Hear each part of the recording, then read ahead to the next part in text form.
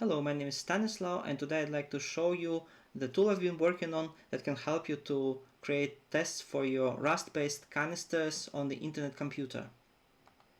The IC test tool is the command line tool that you can use to generate a test project and create bindings for your canister.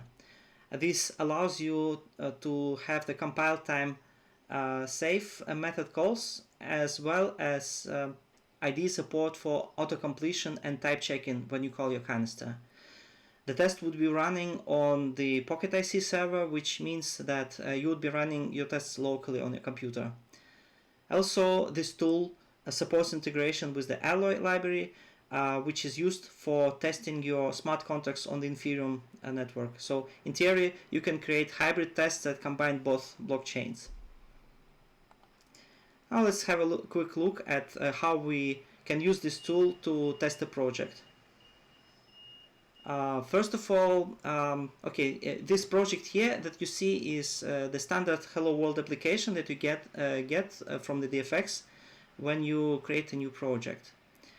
And let's try to test it. So first of all, we need to install the tool itself if you haven't done already. Test. I have it now already. And you can, yes, the next step you need to do is to launch DFX.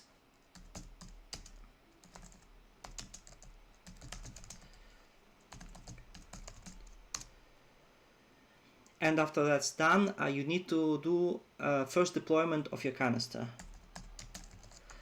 This ensures that the canister Wasm file and the corresponding candid file are stored inside the .dfx folder inside this local canister list, because those files are used by the tool to generate the test project. And now we can do the first start of the tool. We can do it without arguments, which means it enters in interactive mode, and it will guide you from step to step on how to generate the project.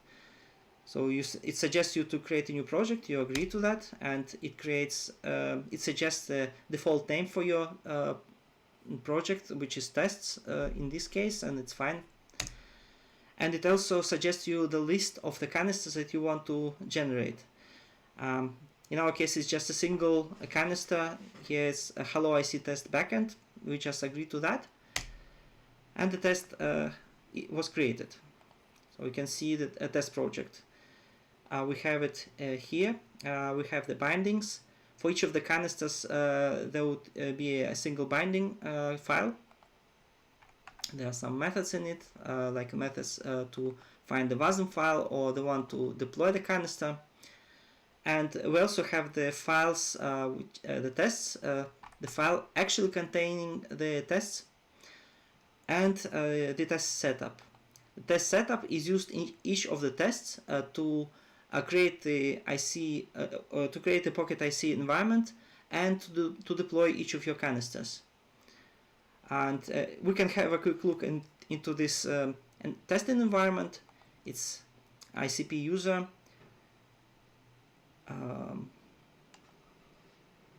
Okay, sorry, ICP test, not the user.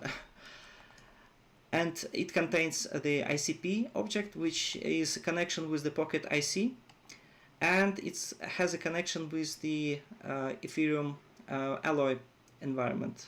And we don't need it here, we don't have it at the moment for our purposes. Now, once the canister is deployed, it's returned by this setup method, and after that we can actually use that. So we can use these objects to do some configurations and to do actual canister calls. So let's just do this test.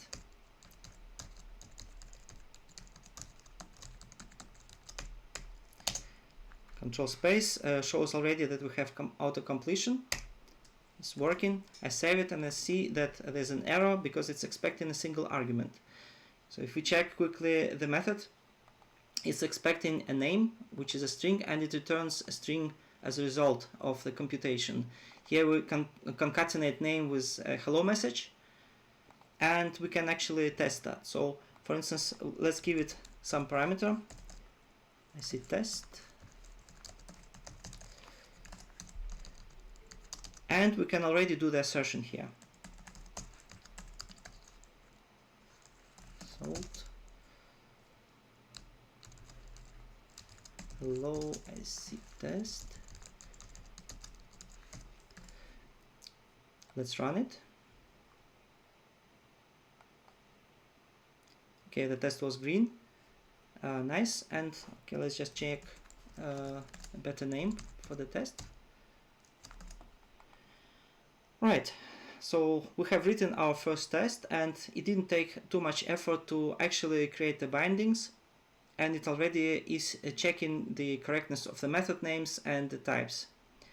Now what happens if we have changed the canister?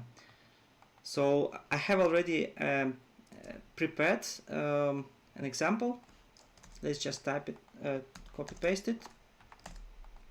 Here you see some extra methods have been added to our canister.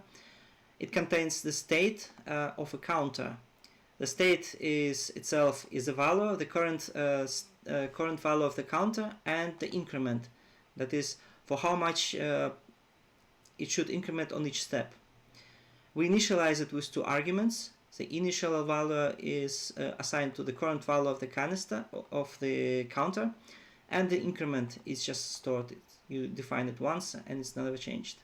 And then we have two methods. One is to get counter, which is a query, and the second one is to increment the counter, which is update.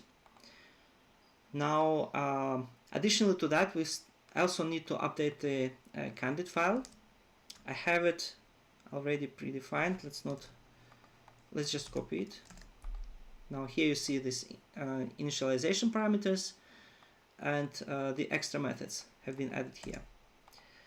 And other than that, we also need to provide the initialization values for the canister. So here we can write it like that. So it's init argument. It could be init argument file, which would also work. But let's just do that. So we have we initialize it with 50, and we increment it on every step by 42. Once that's done, we still have to deploy it again. Deploy.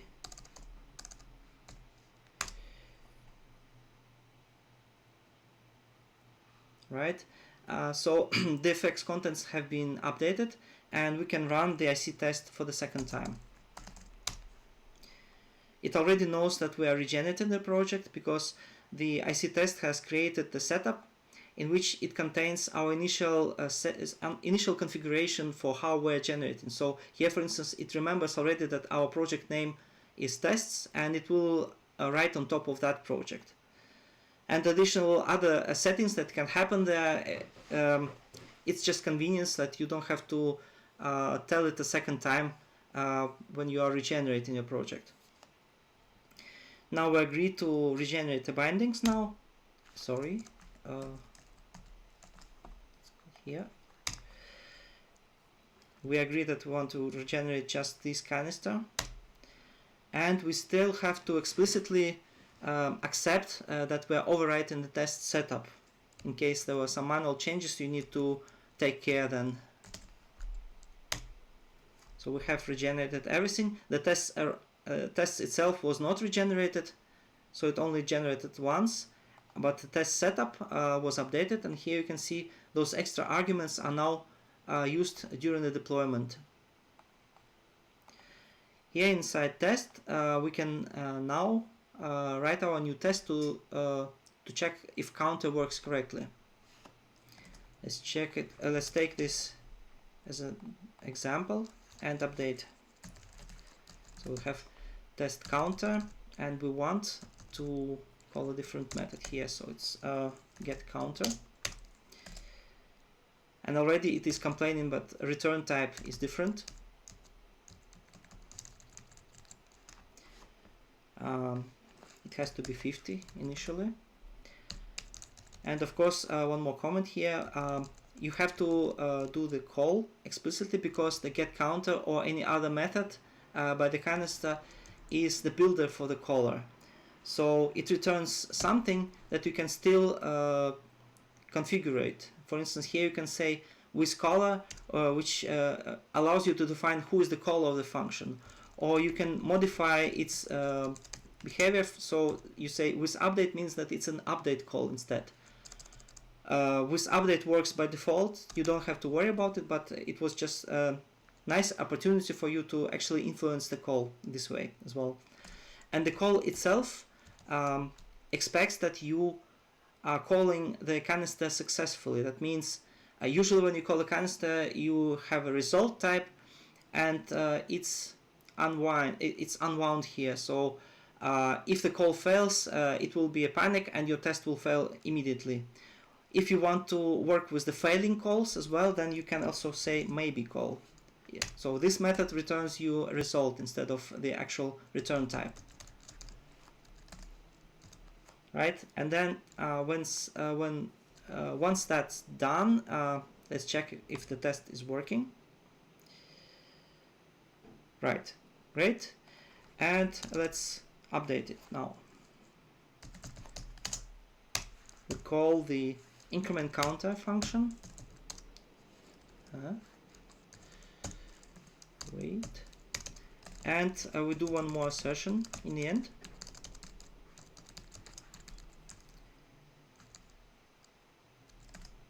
Right, so here it should be 92. Let's check that the test is failing first.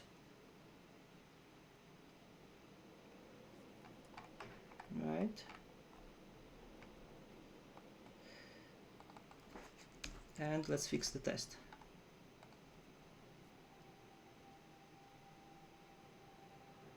Okay, this way you can work with your canisters and add more tests and check them at a higher level. Finally, we can say cargo test to run all of the tests simultaneously. Right, and you can see all of the tests are passing, and we didn't spend too much time on creating those calls by hand. So this IC test is actually very useful when you have projects with multiple canisters where some canister can change, and yes, it's easier to regenerate your calls and make your comfortable testing environment. Finally, I would like to suggest that you check this tool on the GitHub page. You can find some examples as well, and feel free to comment about it. So thank you for your attention and have a nice day.